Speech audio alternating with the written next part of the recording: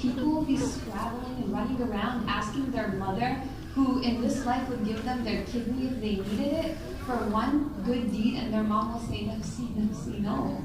So imagine getting 10. And imagine if we each said it 10 times, each speaker. That's 4 speakers. Times 10 is how much? 40. And then times that by another 10, 400. Imagine getting 400 good deeds just in this life. But it doesn't end there. The Prophet ﷺ said, Allah subhanahu wa ta'ala will tell the angels to erase from the book 10 bad deeds. Did any of us wake up this morning and already commit 400 sins? I hope not. But imagine getting your sins forgiven like that. And then it didn't even end there. Allah, the Prophet ﷺ said that on the day of judgment, Allah subhanahu wa ta'ala will raise your rank 10 degrees. So imagine you were supposed to be in level 46 of Jannah. But you said sallallahu alayhi wa sallam when I said sallallahu alayhi wa sallam. So Allah subhanahu wa ta'ala will elevate your rank from 46 to what? 56, right? 10 darajat. That's just for one. And so I implore you to please, when the Prophet ﷺ's name is mentioned, to send peace and blessings upon him. I was going to share more, but I have very limited time. And so I really wanted to get into it. So the Prophet ﷺ, a man walked in, and he said, As-salamu alaykum, and the Prophet ﷺ said 10. And the Sahaba, and the Prophet ﷺ were confused. Why is the Prophet ﷺ counting? But they had so much adab, so much akhlaq, so much mannerisms with the Prophet ﷺ, they didn't ask him. And then another man came in and said, As-salamu alaykum wa rahmatullahi. And the Prophet said 20. And the Sahaba were wondering, what is the Prophet counting? And then a third man walked in and he said, As-salamu alaykum wa rahmatullahi wa barakatuhu. And the Prophet said 30. And at that point, the Sahaba, they couldn't resist. They're like, Ya Rasulullah, what are you counting? And he said the first person who walked in got 10 good deeds for saying As-salamu alaykum, the second person got 20 for adding wa rahmatullah, and the third person got 30 for adding wa barakatuh. And so I started off by saying As-salamu alaykum wa rahmatullahi wa barakatuh, and 4 of you responded. And I really want you to get as many good deeds as you can possibly get, so I'm going to try that one more time. As-salamu alaykum wa rahmatullahi wa barakatuh. Wa alaykum as-salam wa rahmatullahi wa barakatuh. There you go. Alhamdulillah. Okay, so I was asked to talk about the most beautiful topic that you can talk about, the Prophet sallallahu alaihi wasallam. Allah subhanahu wa ta'ala tells us in the Quran, لَقَدْ كَانَ لَكُمْ فِي رَسُولِ اللَّهِ أُسْوَةٌ حَسَنَةٌ لِمَنْ كَانَ يَرْجُو اللَّهَ وَالْيَوْمَ الْآخِرَ وَذَكَرَ اللَّهَ كَثِيرًا. And there has most certainly been in the Messenger of Allah subhanahu wa ta'ala the best role model and example for both men and women. And inshallah, I'm going to talk about how the Prophet ﷺ was this role model for us. Allah subhanahu wa ta'ala sent the Prophet ﷺ as a guide to teach us everything. Every single thing. Don't you realize it? That the way we even go to the bathroom, we are emulating the Prophet ﷺ. He taught us even how to go to the restroom. He taught us how to eat, to use our right hand and to start with Bismillah. Right? He taught us how to pray. He taught us how to perform all of our rituals, right? And so Allah subhanahu wa ta'ala said that He sent the Prophet as a human being, as this beautiful, perfect role model.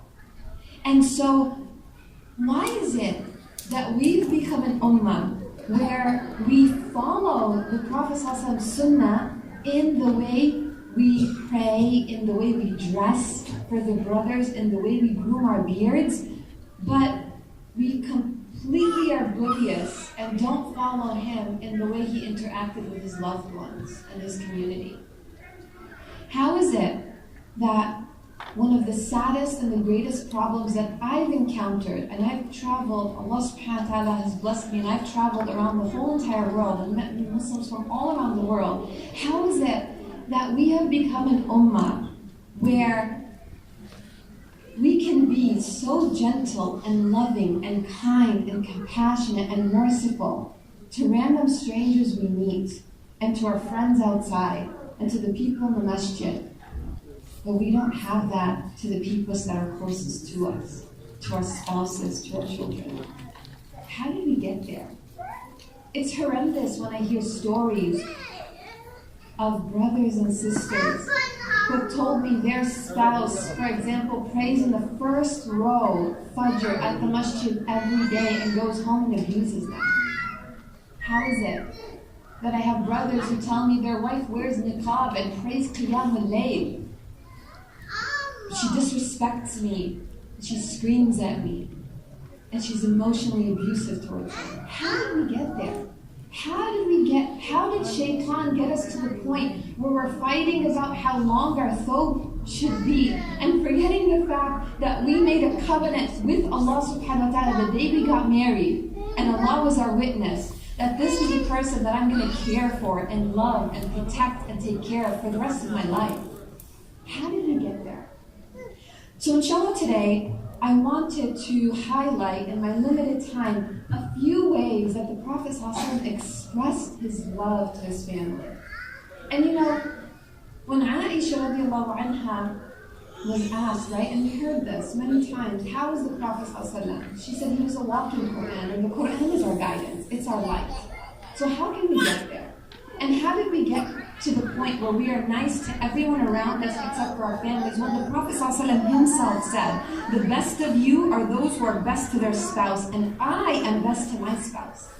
The best that I have, the best smile I have, the best compliment I have, the best act of love that I have is the one that I show to my spouse.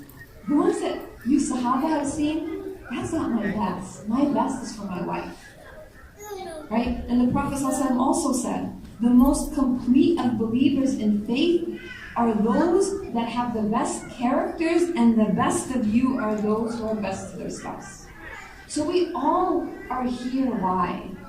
Because we want to be the best believers that we can possibly be. That's really the only reason that you would get out of your bed, you know, on a Saturday morning and come here. Your brother was telling me that most of you drove here from New York, drove about 2.5, 3 hours to get here. Why are you here? You're here because you want to be the best Muslim you can possibly be. And the Prophet ﷺ said, to be the best Muslim you can possibly be, you need to be the best to your spouse, to your family. And so, subhanAllah, there's so much I want to talk about, but my time is so limited. So like I said, inshallah, in my limited time, I'm going to share with you 5 ways that we can revive this beautiful sunnah of expressing love and compassion and mercy to our loved ones from the life of our beloved Prophet ﷺ, who was our light and showed us the way to guidance. Number 1. Okay? Number 1. Are you guys ready? Because at the end, I'm going to ask you for a 5. And if you don't know them, I'm going to put you on the spot. Okay? And they're really, really easy. Number 1 is say. Can we all remember say? Can we all repeat it? Number 1, say. Say. Say I love you. Often. You know, subhanAllah. Mu'adh radiallahu anhu was a young companion of the Prophet ﷺ. Says, one day I was praying behind the Prophet ﷺ, and after Salah he turned around and he put his arm around me and he said, "Oh Mu'adh, I swear by Allah I love you."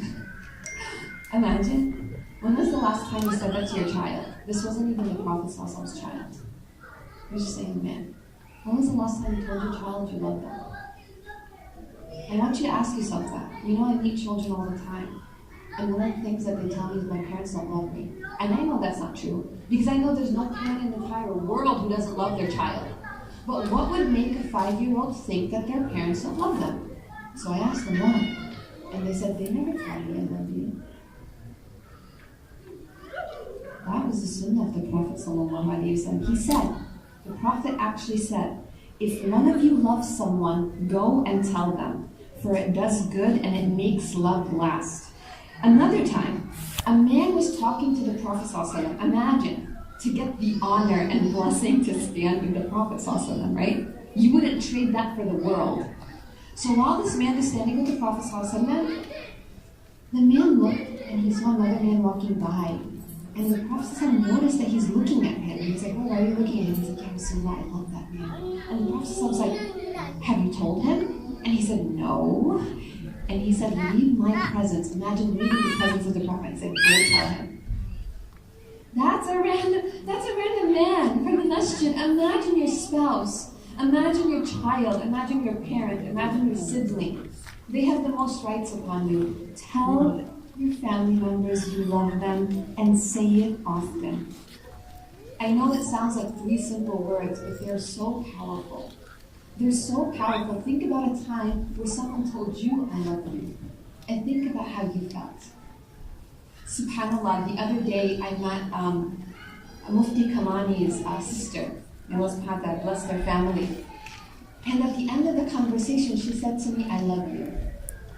And I was, I just let this moment, subhanAllah. And I felt butterflies, and I felt this beautiful feeling.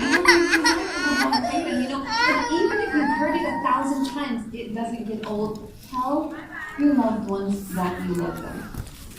Okay. Bismillah. Number 2, physical touch. It's so important. Actually, it's so important that I recently read that there was a study that was in the 1930s where they went into orphanages where they took really good care of these orphan children. They fed them well, they bathed them, which was something that people didn't do back then.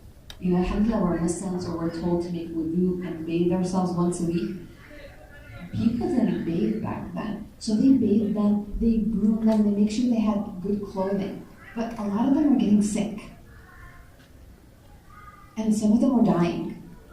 And so they brought psychologists. And for about 15 years, they were studying these children, these orphans, and they were wondering, what was it? And they realized that they were actually dying and getting sick from the lack of physical touch. Now, that's no surprise to us because the Prophet ﷺ said not to only feed the orphan, but to do what? Touch them. Right? Physical touch is so unbelievably important. And I know for a very long time, we were told not to touch our babies. That if they're fed, and if their diaper is clean and they cry, leave them. All of that was wrong. They got it all wrong, and they realized that a lot of people have many psychological disorders because of that. Right? That wasn't the sunnah of the Prophet ﷺ. Even when the Prophet ﷺ was in prayer, talking to God, when his grandchild would cry, he would pick her up, touch her, console her. Physical touch is so important. We know that the Prophet ﷺ hugged his children and his grandchildren. Right? We know that the Prophet ﷺ kissed his wife every time he went in and out of the house. Think about that for a moment. How many prayers are there a day? 5. How many times did the Prophet ﷺ leave to the masjid a day? 5. How many times do you think in between he left to help certain people? Let's say another 5. His wives were getting at least 10 kisses a day. Now, you know what's interesting? There's new research that, you know, when women, they give birth, they have something that's called postpartum. Come on, ladies, you know, depression. New studies are telling us that physical touch is more effective to treating that postpartum depression than the pills that they were giving these women. To have their husbands just hold them for 5 minutes a day was more effective than the antidepressant pills that they were giving them, subhanAllah. The Prophet ﷺ, he would kiss his daughter, right? We know that when Fatima radiallahu anha would walk in, he would embrace her and kiss her on the forehead. So this is the sunnah of our Prophet ﷺ. Once a Bedouin saw the Prophet ﷺ kissing and hugging his grandchildren, he said, you guys kiss your children? I have 11 of them and I've never touched them. You know what the Prophet said? He said, you have no mercy in your heart. And he also said that those who don't have mercy on the creation will not have what? Allah's mercy. Right? And so it's very important to show your loved ones that love using physical touch. Everyone keep your attention on me. Please don't look back there. That's not nice, Adam. Because she must be feeling very anxious right now, right? Imagine if it was your child making noise, how would you feel? We're sitting here learning about the Prophet ﷺ. Once, he said that in Salah, when I hear a child crying, I hasten my prayer because I'm worried about not the child, I'm worried about the mother, how she's feeling. So let's not make people feel bad. There's no space for that in Islam. Number 3, spend quality time together. We live in an age full of distractions. We live in a time where we think that if we buy our children everything, that's sufficient because we live impoverished lives, right? And that's what we saw our parents do. They worked really, really hard so that they can feed us and send us to school. And so we learned to do what? That in turn, or the other extreme.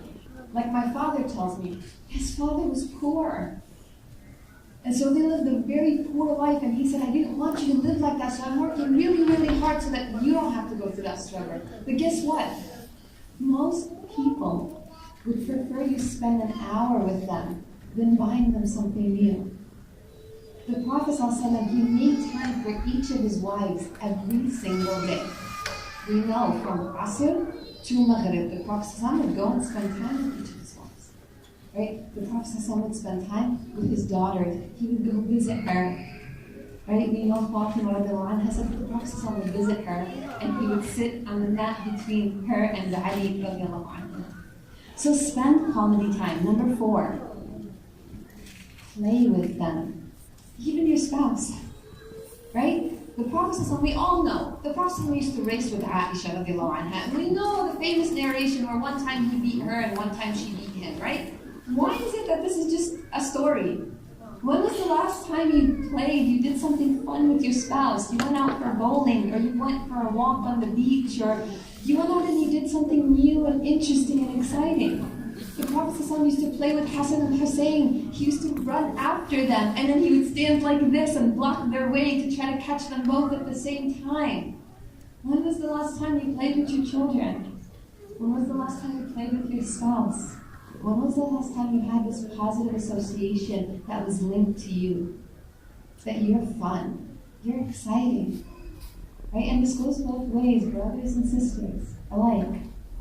Because of my time, I can't share all of the many examples that I have with you, so I'll share the last tip, number 5. Overlook their shortcomings. We all are flawed human beings. All of us. Right? Each and every one of us are filled with flaws. Why is it that we become an ummah where we're just focusing on those flaws and magnifying them and forgetting everything good in that person? Right? And we're warned. The Prophet ﷺ warned us about that. He said, don't be a person who your spouse does everything nice for you. One day they make a mistake and you just never did anything good for them. Don't do that. Don't fall into Shaitan's trap.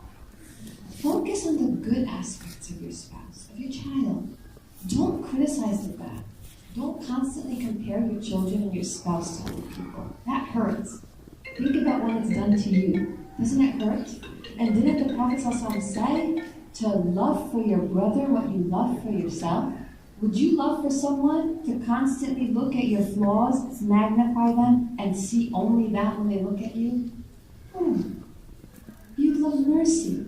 You would love for them to give you a break when you make a mistake, right? And the Prophet ﷺ said, a believer must not hate another believer. If they dislike one of their traits, they're pleased with another one. Right? Just remember that you're flawed too. No one's perfect. So, it's really easy to forget the importance of expressing love, especially in this day-to-day life, especially in our struggles, especially living in the West away from family. But it's so important to make time for that and make it a priority. And we're all here because we want what? We want the pleasure of Allah and Jannah, right? Anyone else here because they want Jannah? No? Okay, am I the only one? Right? We're here because we want Jannah. We want Allah to be pleased with us. And look what Allah subhanahu wa ta'ala tells us in Surah Al-Imran.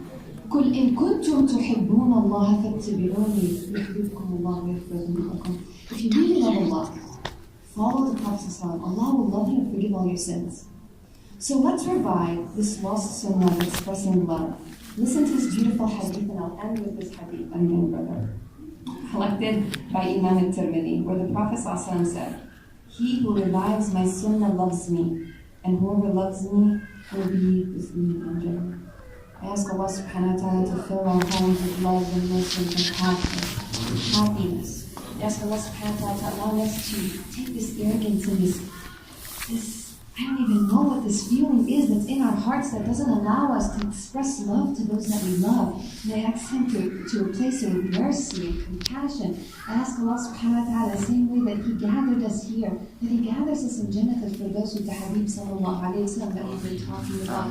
And Jazakallah khairan. And once again, if you want to know a lot of the things that I was talking about, feel free to visit my website, which is just my name. It's on the program.com. Jazakallah khairan. Assalamu alaikum.